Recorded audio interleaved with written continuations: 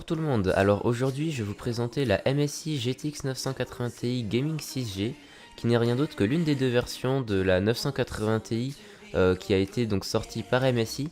L'autre version est simplement la version Lightning qui est elle sur un thème jaune et noir mais qui est plus dédiée aux overclockers ou en tout cas aux personnes qui aiment vraiment toucher aux fréquences de leur carte pour augmenter un petit peu les fréquences.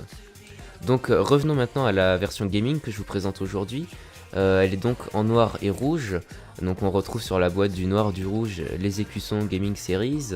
Sur l'arrière on a simplement une présentation des différentes technologies mises en œuvre sur la carte, donc notamment la technologie 0dB qui commence vraiment à se démocratiser sur plein de cartes graphiques.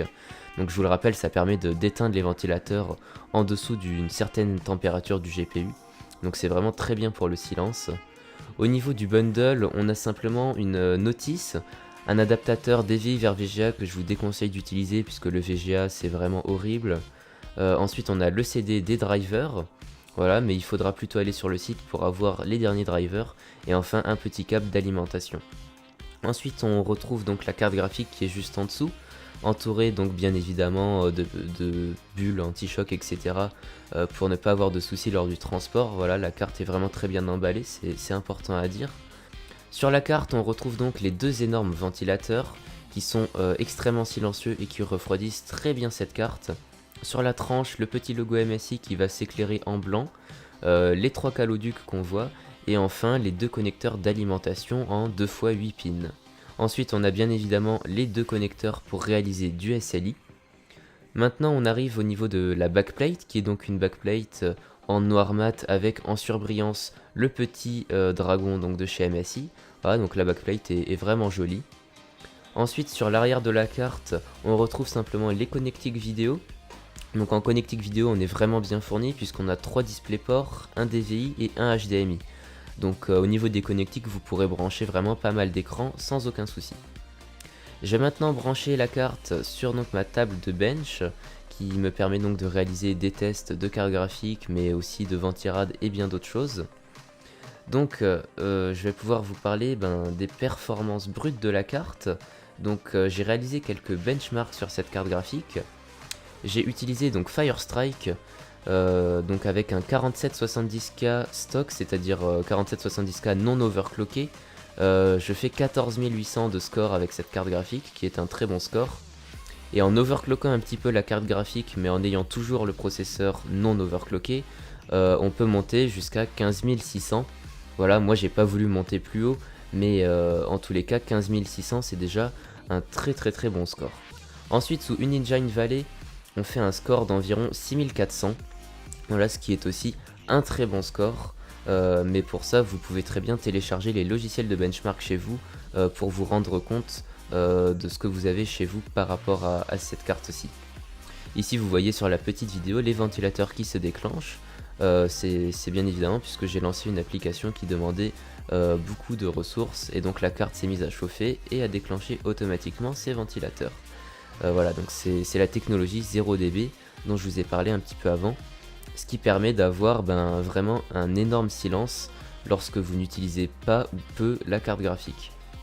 Au niveau du refroidissement, tant qu'on parle de ça, j'ai stressé la carte graphique pendant plus d'une demi-heure, c'est-à-dire que j'ai mis le GPU à 100% d'utilisation pendant une demi-heure via logiciel, et la carte n'a pas dépassé les 72 degrés, ce qui est vraiment excellent. 72 degrés pour une carte aussi puissante, c'est vraiment une très bonne température.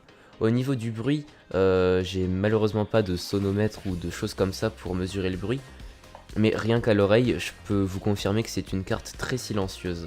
Voilà, les ventilos ne montent jamais dans les tours, ils restent toujours assez bas et franchement c'est super silencieux. Maintenant je vais vous parler des performances en jeu, puisque ça vous parlera peut-être un petit peu plus que les performances sur des benchmarks. Donc j'ai utilisé 4 jeux qui sont connus de tout le monde. Tous les tests ont été réalisés avec une résolution Full HD, c'est-à-dire 1920 par 1080 pixels. Alors sur Battlefield 3, donc en 1920 par 1080, c'est-à-dire en Full HD avec les détails en Full Ultra, on a une moyenne de 180 fps, donc 180 images secondes, ce qui est vraiment excellent. Ensuite sur Battlefield 4, toujours en Full HD et toujours avec tous les réglages graphiques en ultra, on est environ à 120 FPS de moyenne. Voilà. Quand je dis moyenne, bien évidemment, ça veut dire que des fois, dans des énormes moments d'action avec plein d'explosions, vous allez descendre peut-être 10 FPS en dessous, mais des fois, dans des zones où il n'y a pas grand-chose, c'est-à-dire en haut d'une montagne où on voit le ciel, etc., là, les FPS vont vraiment monter encore au-dessus. Donc, c'est vraiment une moyenne. Ensuite, sur GTA V, toujours en ultra et toujours en Full HD, on est environ à 95 FPS de moyenne. Et enfin, sur Battlefield Hardline, on est à 110 FPS de moyenne. Voilà, donc tout ça pour vous dire que cette carte est vraiment très puissante. Elle permet de faire tourner tous les derniers jeux du moment dans d'excellentes conditions. Voilà, même si vous voulez jouer avec tout en ultra, etc., sur du 1080p, vous n'aurez aucun souci. Je tiens d'ailleurs à préciser que c'est vraiment intéressant si vous possédez un écran avec une haute fréquence en fait de rafraîchissement. C'est-à-dire si vous avez un écran 120 Hz ou un écran 144 Hz, là cette carte est vraiment intéressante puisque vous pourrez vraiment profiter de votre haut taux de rafraîchissement via cette carte. Par contre, bien évidemment, si vous avez un écran normal, c'est-à-dire un écran 1080p 60 Hz, voilà ce qui est normal, là ça vaudra pas le coup de prendre une telle carte puisque votre écran ne sera capable que d'afficher 60 images secondes alors que la carte va en produire 100, 120. Donc ça vaut pas la peine. Cette carte vaut le coup si vous avez soit un écran 1080p avec un haut taux de rafraîchissement, ou bien évidemment si vous avez plusieurs écrans, si vous jouez sur 3 écrans, ou si vous avez un écran 2K, voire un écran 4K. Voilà.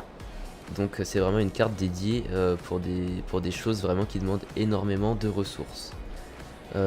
Écoutez, je pense que j'ai à peu près tout présenté au niveau des performances de la carte.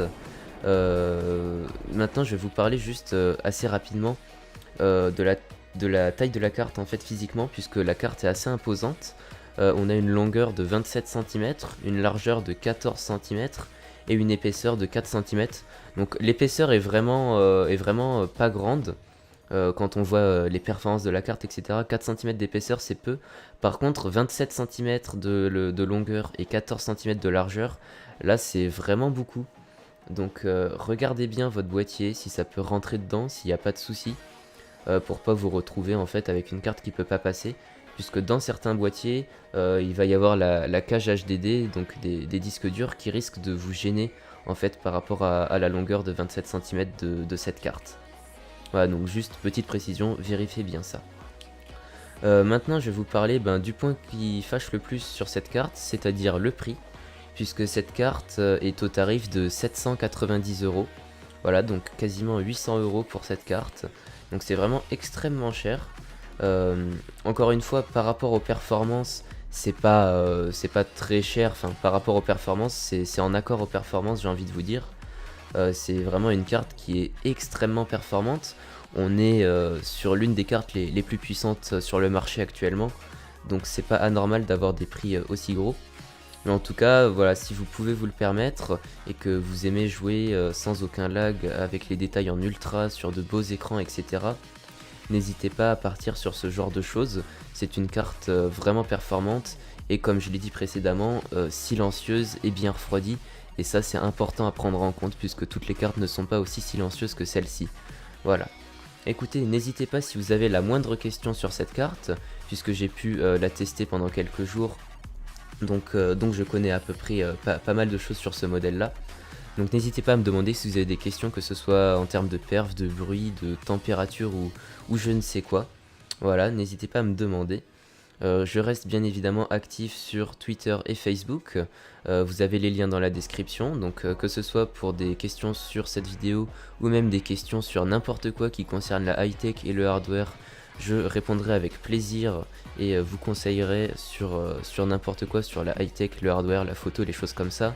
Donc ramenez-vous sur Facebook et Twitter, c'est vraiment des bons réseaux sociaux. Écoutez, je vous dis à la prochaine pour d'autres présentations de périphériques et de hardware. Salut tout le monde.